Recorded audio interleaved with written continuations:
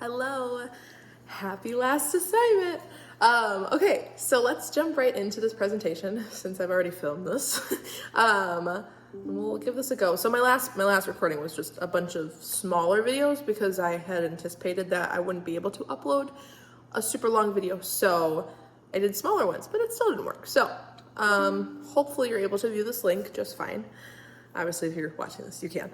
Okay, so I chose to do the early screening profiles assessment screener, just looking at what it's about. I've heard of it before, but I have never seen it used or heard of it being used frequently. I've just heard of it. So I had the familiarity with the name of it, but that was about it. So in terms of what it is, this is an early screening profile, and it is an indispensable tool that uses multiple domains, settings, and sources to measure cognitive, language, motor, self-help, and social development. So as I'm going through this, obviously I don't have a presentation going along with me talking because I don't know how to work technology, and that was very difficult. I will communicate when to switch to the next slide. So this is that slide explaining what it is. Moving on to the areas of development, kind of what I just said about how it looks at those specific domains. There's 6 different areas being assessed through this screener, and those include cognitive language profile, motor profile, self-help, social profile, articulation, home and health history survey, and behavior survey. So there's 3 of these that the students are like completing some sort of assessment with, or you're taking a profile of how they perform doing stuff, and then some of these are surveys that the teacher will fill out, the primary caregiver, parent, daycare provider, whomever is completing the surveys. So now I'm to the blue slides that work through each of these different profiles. So the cognitive language profile assesses reasoning skills, visual organization and discrimination, receptive and expressive vocabulary, and basic school skills. So looking at how the student responds to reasoning, how they react to certain situations, if they can visually organize things. So preschool age, we're seeing if they're able to discriminate between objects and create that differentiation, and etc.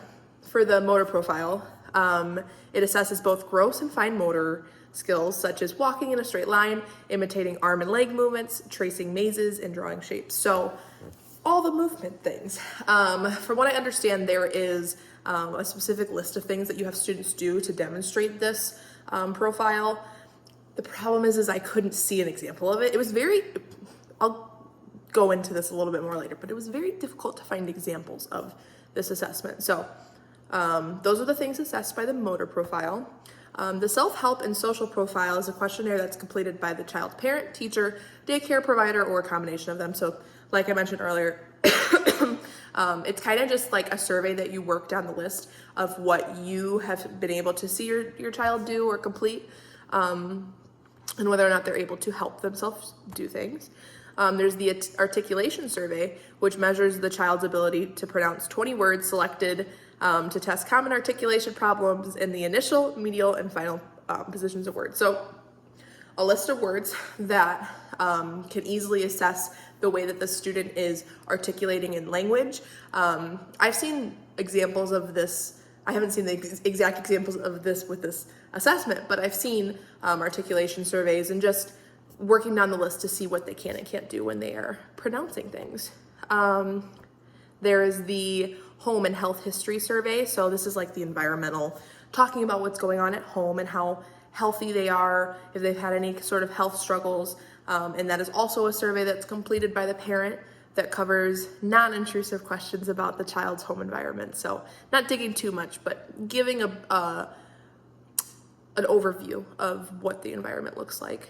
And then last but not least, the behavior survey, which this is used to examine the rate of the child's behavior during administration of the cognitive language and motor profile. So seeing how they respond, if they have patience, if they are, if they get frustrated, if they have high tolerance for patience, if they're low tolerance, just how they're responding and what that reflects to their behavior.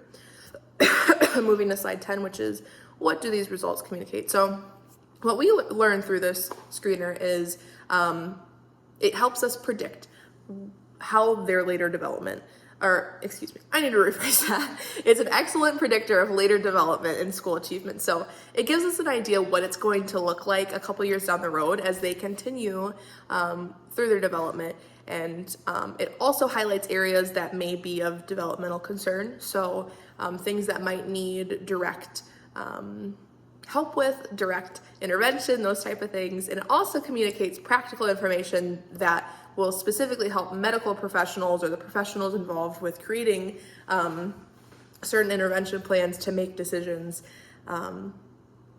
that connect directly. That makes sense. Moving to slide 11, what is the age range for this assessment? So according to Pearson, it said that it is age appropriate for children ages 2 years to 6 years. But depending on what website you are on, it sounds like this assessment has kind of went through a couple of different phases where it could be used for even earlier than 2 years old. And it used to be like 1 to 5 years old, but I think they changed it, they switched it, so now it's 2 to 6 years old. And in some of the research studies that I found, there was very few of them, but the ones that I did find, it seemed like it used to be a much earlier age range. So that must have switched at some point. And it only takes about somewhere between 15 to 40 minutes to administer. So this all is dependent on if you're just doing the screener portions with no surveys. Students should be able to get those done within like a 20 to 40 minute period. And then if you're giving the surveys, those take an additional 15 to 20 minutes each. So all dependent on what you're using it for. That's something that's unique about this assessment, is that you can give it depending on what you need. You don't have to do the entire thing, but you also aren't, limited to doing only the little pieces. So you get the whole entire thing, but you use what you need. In terms of if there's evidence, next slide. In terms of evidence of this assessment being culturally and linguistically unbiased, there is no research studies to support this. I couldn't find anything. Now I'll kind of go off on the tangent. So with this specific assessment, there is very limited research to back it up. From what I can see, it seems as though it's not used as frequently as I think they had hoped it would be used. The research studies that do exist are they're not old, but they're from 2000s, and there really wasn't much research done after like 2002 from what I could find. So unfortunately, there just really wasn't that much to pull from, that is why I think there is no support in terms of it being culturally, linguistically unbiased, because there just hasn't been much research done on it. Some conversation points. How do I know whether or not this is culturally and linguistically unbiased?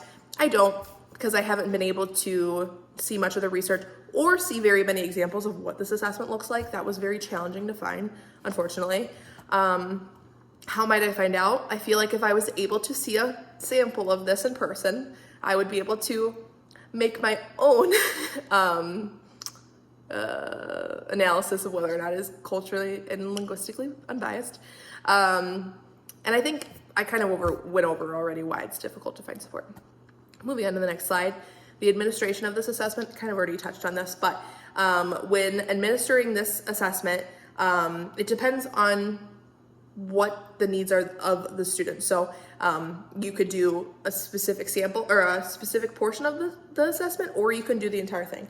It's dependent on what you need it for. And then this kind of goes over the times, 15 to 40 minutes. And then if you want to do those surveys, it's an extra 20 minutes. Scoring information. Next slide. So the ESP is an assessment that is scored manually. There's only the option for scoring manually, and there's no online electronic version. So this is done in person. You're writing it out. Because some of the portions of this are surveys, those are scored more so as like an analysis to contribute to the results. There's no explicit like right or wrong answer. Moving on to the research articles. So I found it was very challenging to find articles, but the two that I did find, I didn't realize this until I was going and doing my works cited.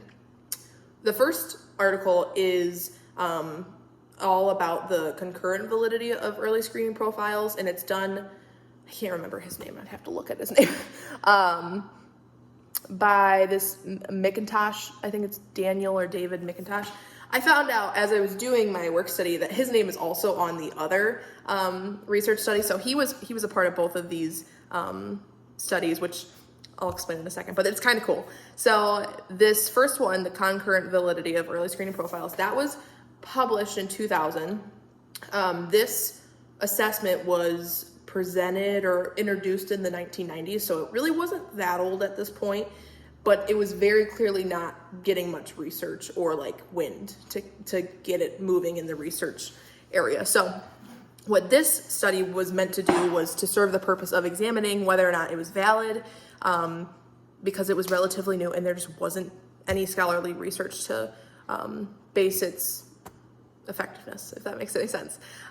In this study, there was 94, they used a group of 94 at-risk preschoolers ranging from 3 years old to 6 years old, all from struggling socioeconomic backgrounds. So exactly who the screener's for, right? We're looking for students that are at risk or possibly are more likely to show these delays. During the experiment, the early screener profile was administered directly in comparison with the differential ability skills assessment, which is the DAP. Similar type of assessment, basically. I know you're familiar with it, you've seen that one. But basically seeing whether or not it's accurate in terms of who they're deeming behavior, what is the term that they use? Delays. What is that word? Of course, I can't find it when I need it. Being developmentally behind or being at risk. That's what it is. Being at risk. And these results concluded that the students that were being deemed potentially at risk the results were coming up much higher on the ESP. Basically, more students were being found to be more at risk after taking the ESP in comparison to the DAP, which showed that the levels of measurement might not be completely accurate. So if a screener is instantly deeming more students at risk than another, that kind of makes them, raise an eyebrow and be like, why is it doing that? You don't want an assessment to too quickly deem a student at risk or in a uneven spot developmentally. So they wanted to make sure about that, and unfortunately, through this study, they found that it wasn't very conclusive. This study recommends further research be conducted in the future, and that the results of the study be used as comparison for future studies. So, very, very much so, like tying a bow on top of it, saying like, this is not done. This is just a little bit to get started, and like, please use this later on. So then the next research article, it does talk about the discriminant validity of early screening profiles. And like I said, after I read through the article and did all this research and summary, realized that it was by the same people. And what they were doing, this is kind of like a extension of the research that had been done in the last article. And they knew there was still a gap and they needed to do more research. So in the beginning of this article, they emphasize how it still has received very little attention. By the way, this was done a year after that previous research study.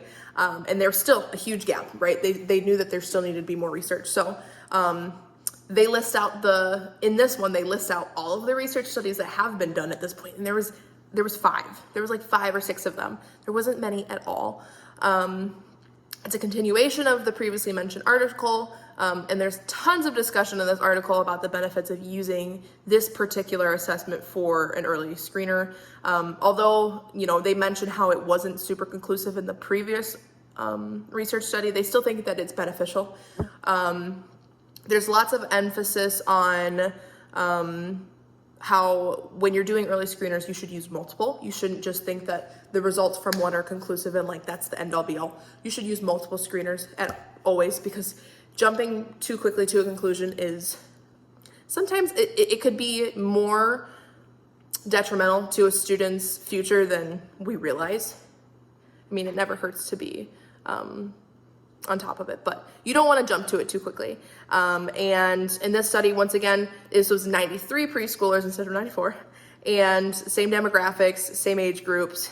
The results from this study concluded that the screener was accurate 80.65% of the time. So giving more of a statistic of like how accurate it is, it came back as 80.65% accurate, which is pretty okay. I don't love it. I feel like it should be more accurate than that when it's something that is pretty important to early intervention and stuff like that. But they got a percentage, and what they confirmed from this research study was that it is highly beneficial and helpful for clinician decisions. So after going through a whole other process, they concluded that they do support it. I still don't, I can tell through reading it that they're like not completely sold on it. Like they even ended this one saying that they needed to do more research, but that was just like, that was a summary of what the research looks like for 2 years.